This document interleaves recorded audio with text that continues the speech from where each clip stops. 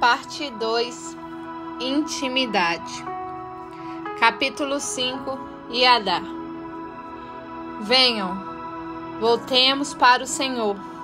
Ele nos despedaçou, mas nos trará cura. Ele nos feriu, mas sarará nossas feridas. Depois de 2 dias, Ele nos dará vida novamente. Ao terceiro dia, nos restaurará, para que vivamos em Sua presença. Conheçamos o Senhor, esforcemo-nos para conhecê-lo. Tão certo como nasce o sol, Ele aparecerá. Virá para nós como a chuva de inverno, como as chuvas de primavera que regam a terra. Oséias 6, do 1 ao 3. Oséias foi um profeta que viveu pouco antes que o reino de Israel fosse conquistado pela Assíria em 722 a.C. Acredita-se que seu ministério tenha começado cerca de 30 anos antes da queda de Israel. Deus o chamou para profetizar ao seu povo que estava entregue à idolatria e a outras práticas pecaminosas, a fim de que se arrependessem de seus caminhos. Assim, o livro escrito pelo profeta mostra seus esforços no sentido de exortar e implorar aos israelitas que se voltassem ao Senhor e consertassem as suas vidas. Naturalmente, o profeta transmitiu sua mensagem em um contexto específico para um povo determinado, que vivia em uma situação única. No entanto, a mensagem de Oséias ultrapassa barreiras de tempo e espaço e alcança todos os cristãos, de todas as épocas. Seu livro nos transmite importantes ensinamentos ainda hoje. Se lermos com atenção as lições explícitas no texto e as aplicações à nossa vida, não tenho nenhuma dúvida de que viveremos com muito mais santidade, paz e intimidade com o Senhor. Vamos pensar especificamente sobre o trecho de Oséias 6, do 1 ao 3. Que fala sobre a obstinação de Israel e sua restauração.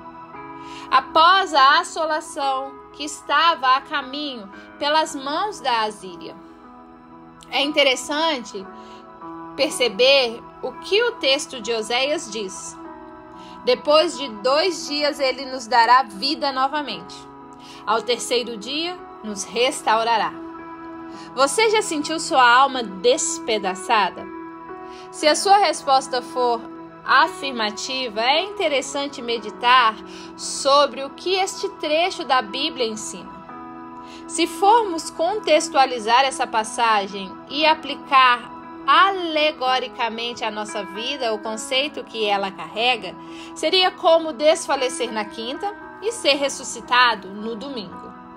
Assim mesmo que tenha havido condenação e despedaçamento, haverá cura ao terceiro dia. O Senhor proverá a restauração para que você possa viver de maneira diferente. Como explica o texto bíblico? Para que vivamos em Sua presença. A lição central que extraímos aqui é que o fato de haver um processo de destruição e ruínas não quer dizer que esse é um estado permanente. Não! Podemos acreditar que Deus providenciará a restauração. Nosso Pai Celeste não é mau. Sempre que Ele permite que sejamos despedaçados pelas agruras da vida, podemos ter a certeza de que Ele providenciará meios de nos restaurar e reavivar, com o objetivo de vivermos diante dEle de modo diferente, com mais intimidade, aproximação e relacionamento. É por isso que Ele nos despedaça, para depois nos curar, e então nos dá energia, visão, esperança, direção e uma resposta. Algo tangível que possamos aplicar à vida cotidiana. Tudo isso acontece para que possamos viver na presença dEle.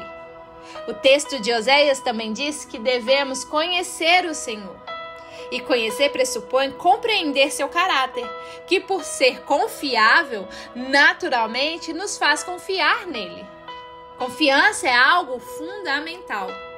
Repare que ninguém se preocupa se o sol vai nascer amanhã, simplesmente porque confiamos que isso vai acontecer. Do mesmo modo que o amanhecer é certo, sabemos que o Senhor estará presente e que virá sobre nós como a chuva que rega a terra. É importante destacar que isso tudo está afirmado na palavra de Deus.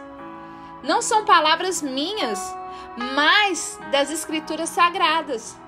Tão certo como o sol nasce, ele aparecerá. Virá para nós como chuva de inverno, como as chuvas da primavera que regam a terra. Oséias deixa claro que devemos nos esforçar por conhecer o Senhor. Isso significa desenvolver intimidade com Ele. O verbo esforçar é bastante intenso. Ele está na forma mais intensa possível que o verbo de ação pode ter em hebraico, idioma em que originalmente o livro de Oséias foi escrito. Na afirmação conhecemos o Senhor, esforçamo-nos para conhecê-lo, a palavra que foi traduzida por conhecer é iedá. Uma das passagens mais significativas diz: e conheceu Adão a Eva, sua mulher, e ela concebeu. Gênesis 4:1. Numa miscelânea de hebraico com português, poderíamos dizer que Adão iedá a Eva. Assim como Oséias transmitiu a ordem divina: esforcemo-nos por iedá o Senhor. Adão conheceu Eva e ela concebeu. Para que haja a concepção e o nascimento de uma nova vida no ventre de uma mulher, precisamos iedá. Assim como, para que possamos viver na presença de Deus, precisamos iedá. Em outras palavras, precisamos ter um relacionamento íntimo e espiritual com o Senhor. Os cristãos vivem anos, às vezes a vida inteira, bastante familiarizados com Jesus. Sabemos tudo sobre ele. Tomamos conhecimento de quando e onde ele nasceu, quem era sua família terrena, em que cidade cresceu, onde estava antes de encarnar em forma humana. Também sabemos o que ele está fazendo agora. Nós conhecemos sua majestade, sua glória, de modo que estamos bem familiarizados com ele. Mas será que o conhecemos com o sentido de iedá? Isso é, será que nos relacionamos com o Senhor? E que esse relacionamento vai além do entendimento de fatos sobre sua pessoa, mas alcança o patamar de relacionamento íntimo? Para que o conheçamos é preciso haver esforço. E a responsabilidade de empenhar esforço para conhecê-lo é nossa. Esforço por conhecer o Senhor. Lembro-me de quando eu tinha minha empresa de decoração de interiores e uma cliente me pagava para ir à casa dela e arranjar os móveis. Eu também adicionava alguns acessórios mais atualizados e fazia outras pequenas transformações na arrumação.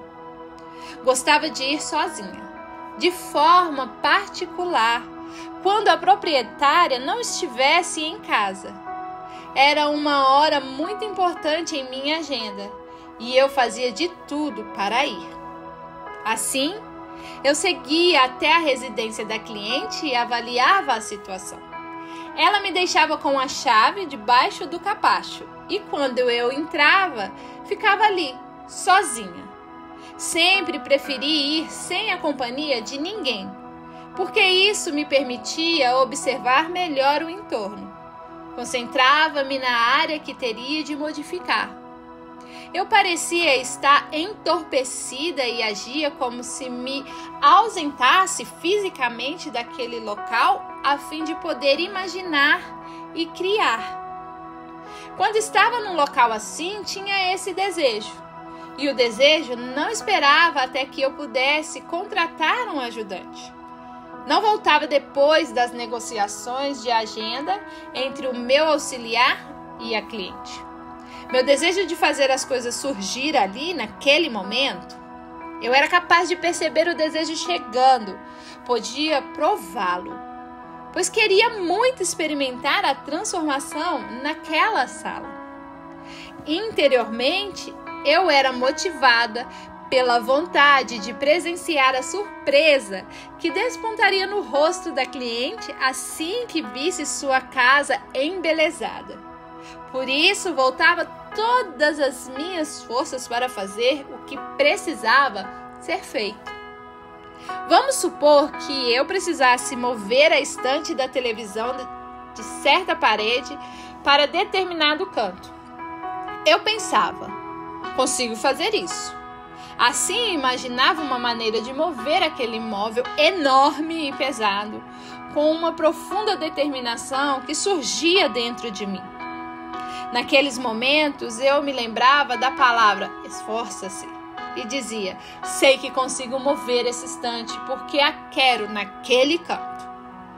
É esse tipo de intensidade, de motivação em que encontramos no texto de Oséias, quando ele insiste em que nos esforcemos por conhecer o Senhor.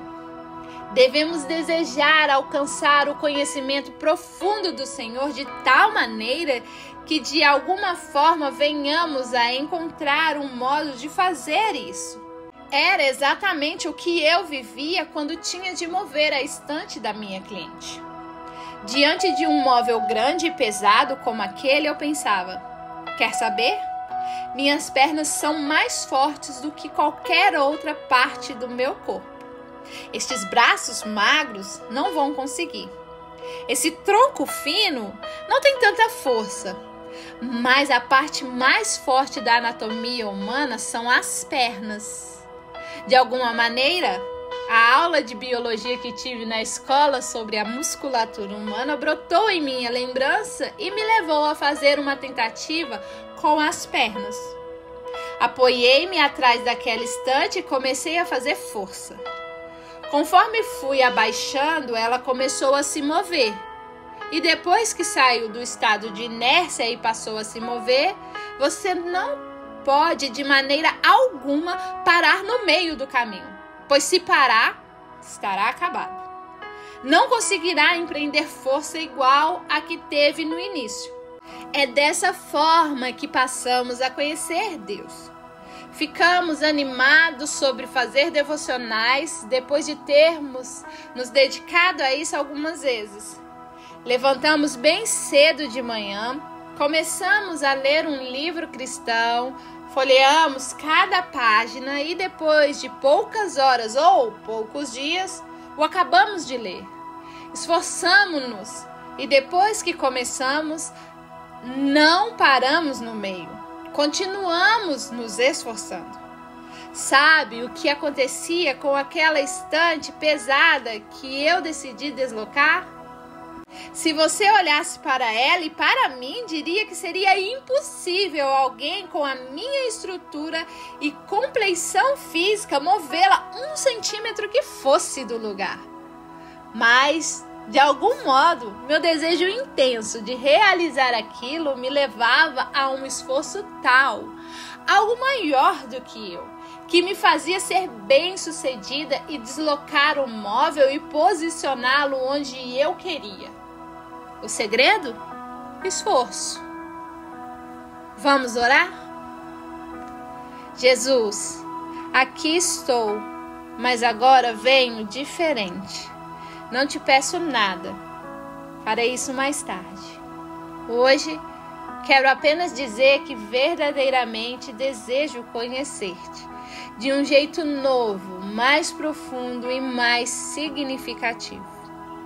Perdoa-me por não fazer de ti minha suprema prioridade. Perdoa-me por não falar contigo tanto quanto desejas me ouvir. De hoje em diante, nossa relação será diferente. Não quero apenas conhecer coisas sobre ti. Quero te conhecer. Vou me esforçar. Vou me empenhar. Vou esperar em tua presença até que venha e te conheça de modo mais intenso e relevante. Sou grata pelo amor que tens por mim. Amém. Para refletir. 1. Porque muitas vezes Deus permite que sejamos despedaçados pelas circunstâncias negativas da vida. 2. Explique o que significa conhecer o Senhor. 3. De que maneira você acredita que podemos nos esforçar por conhecer o Senhor? 4. O que você poderia mudar na sua forma de se relacionar com Deus para conhecê-lo cada vez mais?